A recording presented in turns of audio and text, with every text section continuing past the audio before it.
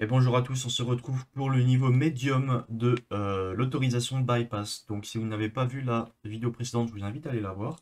De même, si vous ne savez pas ce qu'est DVWA, j'avais fait une vidéo par rapport à ça.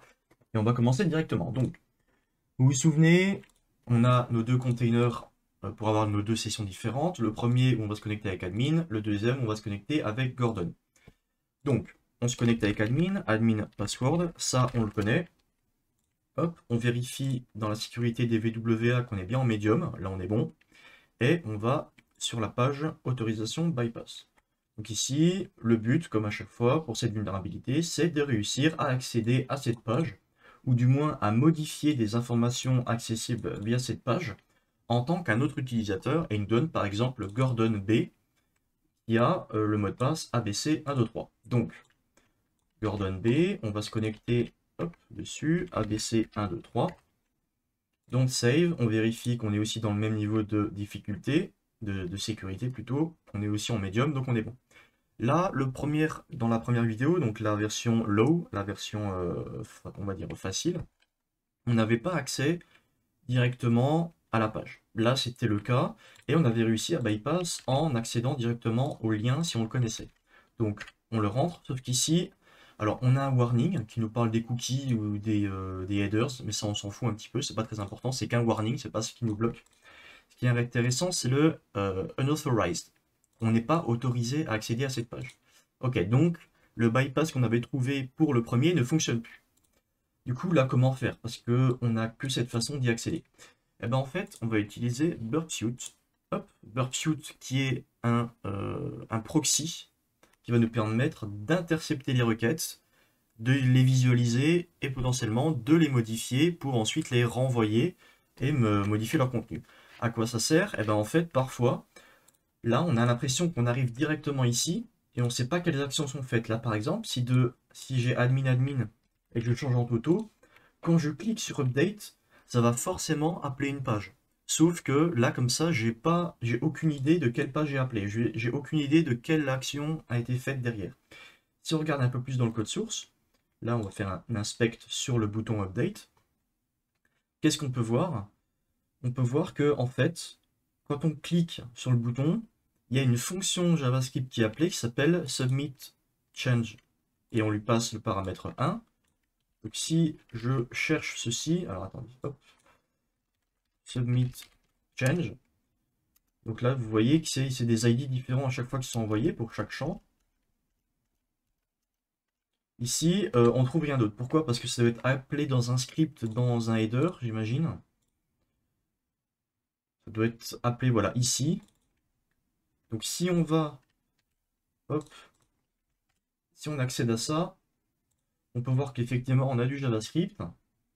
Et que dedans, on est censé avoir quelque chose. Alors, est-ce que c'est appelé? C'est peut-être pas ici. Vous voyez, en tout cas, ça nous permet de voir un peu plus en profondeur comment le code est fait. Donc, ça n'a pas l'air d'être là. Ok. Autre façon de faire, du coup, au lieu de regarder dans le code source pour savoir ce qui se passe, parce que vous avez vu, c'est assez compliqué, on ne sait pas dans quel fichier aller chercher, c'est d'utiliser Burpsuit. Donc, on va se mettre en intercept on. On a notre petit plugin Foxy Proxy pour se mettre pour mettre le proxy en localhost sur le port 8080. Hop. Si vous ne savez pas comment fonctionne Burp, je vous invite à aller voir des vidéos. Alors, j'en ai pas encore fait par rapport à ça parce que c'est un outil vraiment très complet et assez complexe quand on veut faire des choses un peu poussées. Mais il y a des rooms sur TryHackMe qui vont vous apprendre à utiliser Burpsuit de manière assez simple. Donc, je vous invite à aller faire vos propres recherches et vous entraîner à ça. Ici, on revient, on est bien en intercept. On va cliquer sur Update.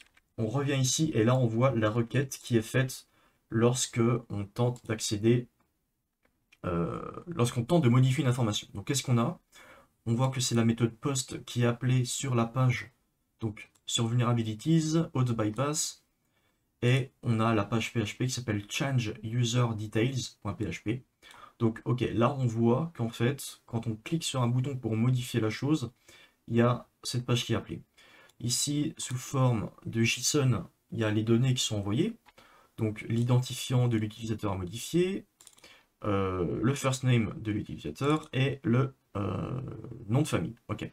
Et il y a également le cookie de la session actuelle qui est passé et le niveau de sécurité. Là, on se dit, ok, donc là, c'est le cookie de l'administrateur, on est ok. Maintenant, qu'est-ce qui se passe? Donc, je vais faire un CTRL R pour l'envoyer dans le repeater. Ça, hop, on annule.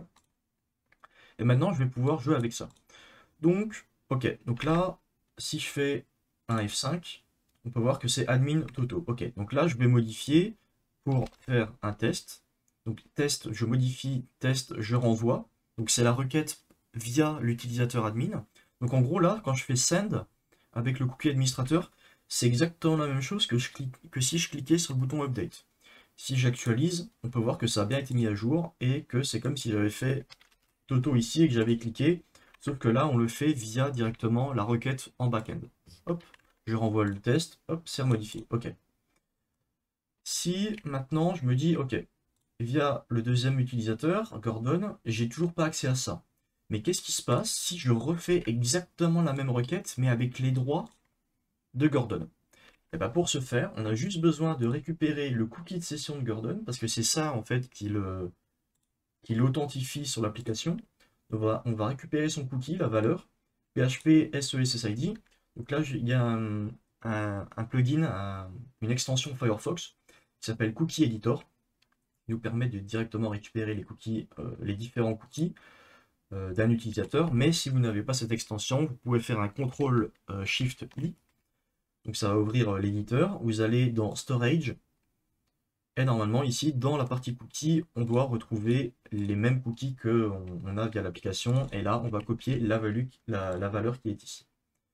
On retourne sur notre Burpsuite. Et ici, le cookie, au lieu de mettre celui de l'administrateur, on va mettre, paf, on va coller celui de Gordon. Donc là, maintenant, toutes les requêtes qu'on va faire, ce seront des requêtes faites avec l'utilisateur Gordon. On est d'accord qu'en théorie, on n'est pas censé y avoir accès. Si là, je mets admin et qu'en surname, je mets Gordon, je send. Résultat, ok, ça m'a l'air bon. Là, si j'accède, j'ai toujours pas accès, toujours pas autorisé. Mais on peut voir qu'ici, si j'actualise, hop, on peut voir que ça a été mis à jour. Du coup, on a réussi à bypass la protection. Et en tant qu'utilisateur Gordon, on a réussi à modifier des données directement sur la page Auth Bypass, alors que de base, on n'était pas autorisé. Là, je vous ai montré pour faire la modification, mais en fait, vous allez voir qu'on peut quand même y accéder si on refait à peu près les mêmes étapes. Donc là, on va retourner dans le proxy, on va le remettre, et ici, on va tenter d'accéder à la page. Donc là, ça charge à l'infini forcément parce qu'on vient de l'intercepter. Donc là, on a un get vulnerabilities auth bypass, on fait un forward. Hop, là, on n'est toujours pas autorisé. Maintenant, si on retourne ici, qu'on refait la même, voilà, attendez, Burpsuite, intercept on. Si là, on refait la même avec un get, là, on est autorisé, on fait un forward, paf, et là, on peut voir que on a une autre page qui arrive, get user data. Donc, on va refaire exactement le même principe, je l'envoie dans le repeater, je récupère le cookie de session de mon utilisateur, Gordon, je le rentre, et là, on peut également avoir accès directement à la liste sans passer par l'interface graphique. Donc là, on a exactement les mêmes données qu'ici. Bon, c'est juste sous format JSON en sortie. Mais on a quand même les bonnes valeurs et on a accès à toutes les informations. Et comme on l'a vu juste avant, on peut même les modifier en appelant cette page-là. Ça fonctionne. Donc voilà, j'espère que cette courte vidéo vous aura plu, que vous aurez appris des choses. Et on se retrouve pour la prochaine vidéo pour le niveau difficile.